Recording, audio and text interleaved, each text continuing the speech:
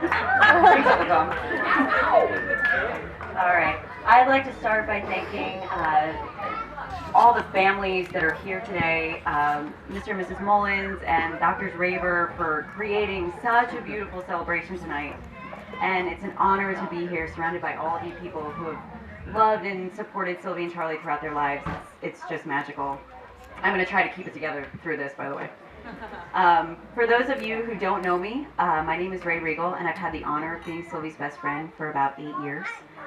For those of you who do know me, I will be drinking gin and tonics tonight, and I'm right over there. Just drop them on by. So, it's customary to include profound statements of love and advice on marriage and a wedding toast.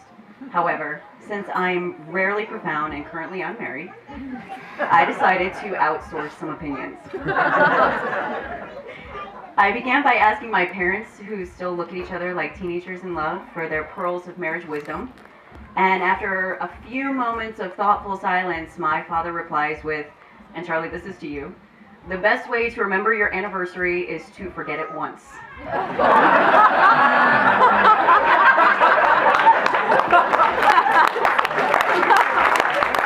Clearly, I needed additional sources. So, while searching my head for the perfect source, it dawned on me, who better to render an opinion on what makes for a good relationship than our dear Sylvina Raver?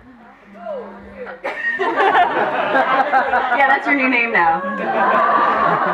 As you can all see, she just oozes love for Charlie, and she has for many, many, many years. I remember the first time that Sylvie ever told me her thoughts on love and relationships. It was about 5 years ago, and Sylvie and I were doing what we do best. Watching Charlie cook us a gourmet meal. I'm going to digress here for a moment and say that if you have not had the pleasure of a gourmet Charlie meal, now would be a really good time to just ransom all of those new kitchen gadgets that you've given them and make him make you some food. I would try the herb rub steak. You'll thank me later. So while Charlie was puttering around the kitchen and cutting his various herbs and meticulously preparing his side dishes, Sylvie decides that she's going to be helpful.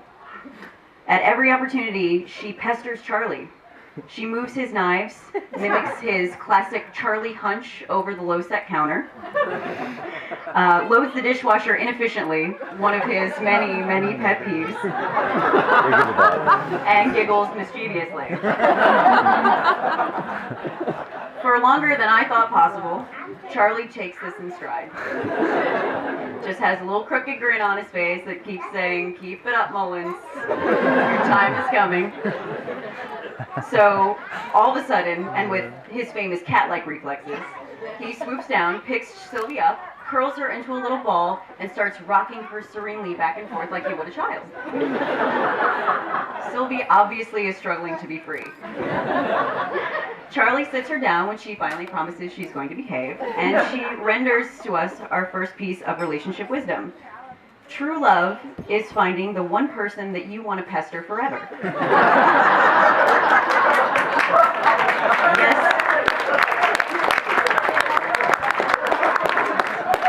Yes, true love is 80 to 90% pure harassment. I'm good at that. Applying this paradigm to the successful relationships that you can see, I don't think she's that far off. But if all goes right, time and experience bring wisdom and maturity. And recently, I overheard Sylvie talking with a newly married friend about her thoughts on a healthy marriage. And she said, "No two people ever move through life in perfect synchrony. We all have different internal and external challenges and needs for support. What is important is not necessarily moving forward in concert, but always moving forward together." I don't think I've ever heard more predictive words of a lifetime of happiness. So if you could all raise your glasses to a lifetime of harassment and moving forward together. I love you guys. Yeah.